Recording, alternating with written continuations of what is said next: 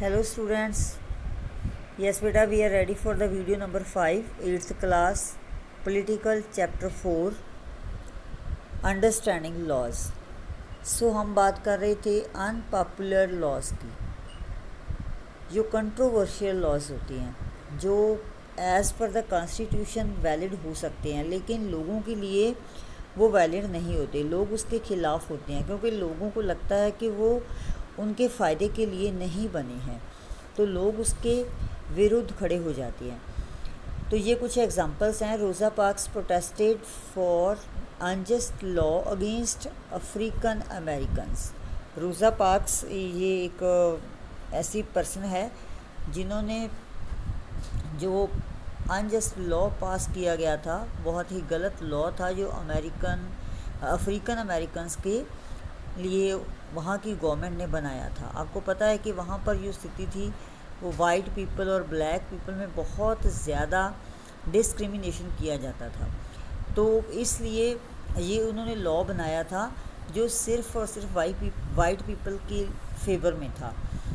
तो बाकी जो लोग थे, जैसे जो ब्लैक पीपल या जो भी वाइट पीपल के अलावा वहाँ के लोग थे, वो इस लॉ को अपने अगेंस्ट मानते थे, तो सब के सब उसके विरुद्ध खड़े हो गए थे। रोज़ा पार्क्स भी एक ऐसी ही लेडी थी जिन्होंने इसका विरोध किया था।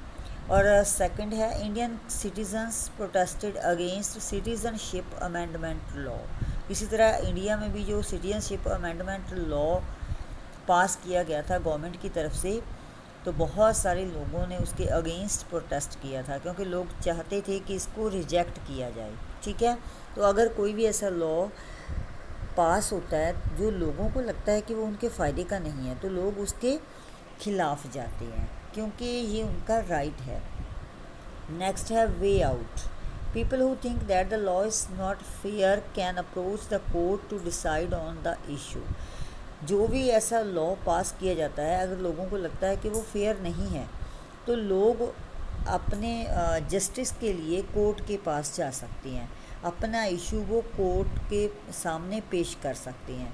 ठीक है, कोर्ट के पास ये पूरी अथॉरिटी होती है, उनके पास ये पावर होती है कि कोर्ट उसको मॉडिफाई करे या फिर उसको कैंसिल कर दे। ठीक है, जो लॉ पास किया गया है, तो कोर्ट अपना फ़ैसला इंडिपेंडेंटली सुना सकती है। ठीक है, जो भी कोर्ट को लगता है कि कानून जो है कॉन्स्टिट्यूशन के अकॉर्डिंगली सही नहीं है, वो कॉन्स्टिट्यूशन को किसी तरह कॉन्डेम करता है, तो कोर्ट उसको कैंसिल भी कर सकता है। ठीक है, वो उसकी सीरियसनेस को देखते हुए कोई भी फैसला ले सकता है कोर्ट।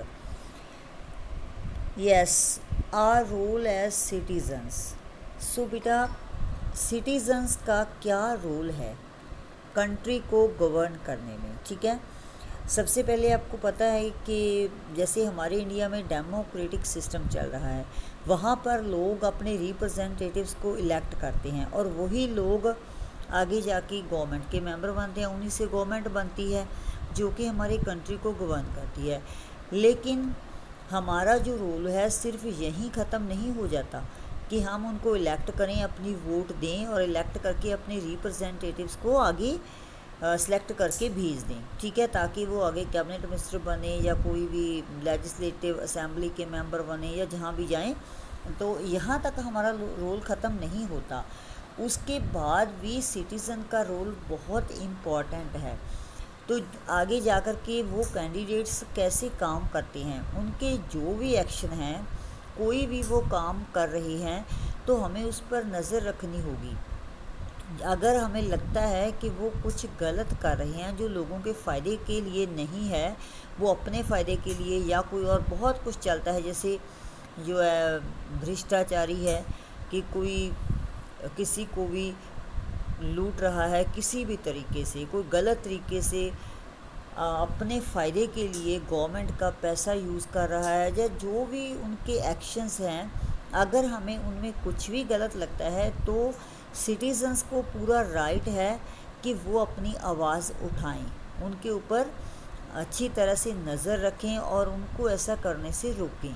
सरकार के ऊपर दबाव डालें कि ये जो हो रहा है वो सही नहीं है और इसको सही तरीके से काम करने के लिए वो फोर्स कर सकते हैं। ठीक है। It is the extent involvement and enthusiasm of the people that helps parliament perform its representative functions properly।